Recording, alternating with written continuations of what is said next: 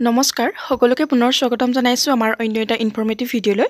আজিৰ ভিডিঅ'টোত আপোনালোকৰ বাবে পঞ্চায়ত বিভাগৰ ফালৰ পৰা বহুখিনি পদ মুকলি হৈছে তাৰে এটা অভাৰভিউ লৈ আহিছো। আপোনালোকে যদি এই পঞ্চায়ত ৰাজ বিভাগৰ ৰিক্ৰুটমেণ্টৰ বিষয়ে আপোনালোক ইণ্টাৰেষ্টেড হয়, এলিজিবল হয়, সকলোৱে এপ্লাই কৰি ল'ব পাৰিব। ইয়াতে আপোনালোকে 23,175 টাকৈ ভেকেঞ্চি লাভ কৰিব পাৰিব।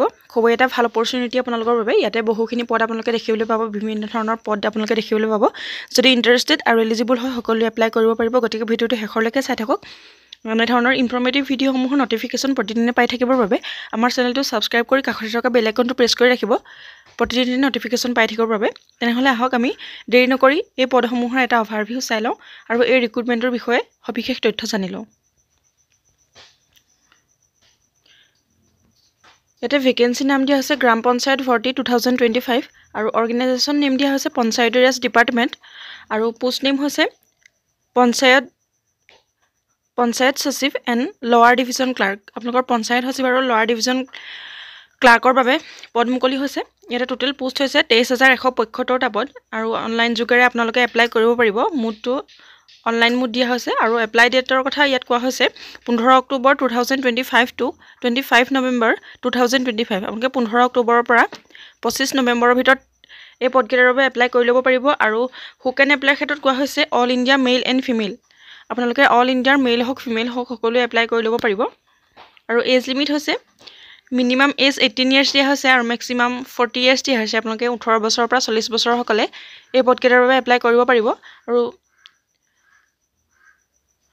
এজ ৰিলেক্সেশ্যনো আপোনালোকে লাভ কৰিব পাৰিব। ইয়াতে OBCৰ কাৰণে 3 বছৰকৈ ৰিলেক্সেশ্যন লাভ কৰিব পাৰিব আৰু SC STৰ বাবে 5 বছৰকৈ আৰু PWD কেণ্ডিডেটৰ বাবে 10 বছৰকৈ আপোনালোকে ৰিলেক্সেশ্যন লাভ কৰিব পাৰিব।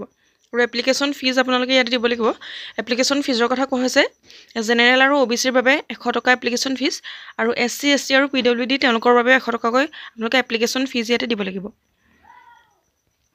যদি ইণ্টাৰেষ্টেড আৰু এলিজিবল হয় এপ্লাই কৰি ল'ব পাৰিব। আমি ইয়াতে এডুকেশ্যন কোৱালিফিকেশ্যনৰ কথা আলোচনা কৰিম। চিলেকশ্যন প্ৰচেছটোৰ কথা কোৱা হৈছে ৰিটেন এক্সাম হ'ব প্ৰথমতে, তাৰপিছত ডকুমেণ্ট ভেৰিফিকেশ্যনৰ যোগেদি আপোনালোকৰ চিলেকশ্যন প্ৰচেছটো হ'ব। অধিক তথ্য যদি জানিব বিচাৰে তেনেহ'লে আপোনালোকে অফিচিয়েল নটিফিকেশ্যন ভিজিট কৰিব পাৰে। আৰু এডুকেশ্যনেল কোৱালিফিকেশ্যনৰ কথা কোৱা হৈছে আপোনালোক 12 পাছ কৰিলেই মিনিমাম এপ্লাই কৰিব পাৰিব। যিসকলে ইতিমধ্যে 12 পাছ কৰিছে বা মিনিমাম 12 পাছ কৰিছে তেওঁলোকে এপ্লাই কৰি ল'ব পাৰিব। আৰু ইম্পৰ্টেণ্ট ডকুমেণ্টছৰ কথা কোৱা হৈছে passport size photograph, signature, Aadhaar card, education certificate, caste certificate, age proof এনেধৰণৰ ইম্পৰ্টেণ্ট ডকুমেণ্টছ হ'লে আপোনালোকে এপ্লাই কৰিব পাৰিব। আৰু হাউ টু এপ্লাইৰ ক্ষেত্ৰত ক'বলৈ গ'লে আপোনালোকে যিহেতু অনলাইন মাধ্যমেৰে এপ্লাই কৰিব লাগিব সেইবাবে আপোনালোকে অফিচিয়েল ৱেবছাইটটো এবাৰ চেক কৰিব আৰু অফিচিয়েল নটিফিকেশ্যনটো আপোনালোকে চেক কৰি চাব। তাতে আপোনালোকে সকলোখিনি ডিটেইলছ লাভ কৰিব পাৰিব। ইম্পৰ্টেণ্ট ডেটছৰ কথা ইয়াতে কোৱা হৈছে অনলাইন এপ্লিকেশ্যন ষ্টাৰ্ট হৈছে আপোনালোকৰ 15 অক্টোবৰ 2025ৰ পৰা আৰু লাষ্ট ডেট হৈছে ইয়াৰ 25 নৱেম্বৰ 2025। আপোনালোকে 25 নৱেম্বৰলৈকে এই পদকেইটাৰ বাবে এপ্লাই কৰি থাকিব পাৰিব। ইমানখিনি আছিলে ডিটেইলছ। যদি অধিক তথ্য জানিব বিচাৰে তেনেহ'লে অফিচিয়েল ৱেবছাইট ভিজিট কৰিব পাৰে। আজিলৈ ভিডিঅ'টো ইমানেই আছিলে। ভিডিঅ'টো শেষৰলৈকে চাই থকাৰ বাবে বহুত বহুত ধন্যবাদ। আৰু যিসকলে প্ৰথমবাৰৰ বাবে আমাৰ চেনেলটোলৈ আহিছে সেইসকলে চেনেলটো ছাবস্ক্ৰাইব কৰি ৰাখিবলৈ একেবাৰে নাপাহৰিব এনেধৰণৰ ইনফৰমেটিভ ভিডিঅ'সমূহ প্ৰতিদিনে পাই থাকিবলৈ।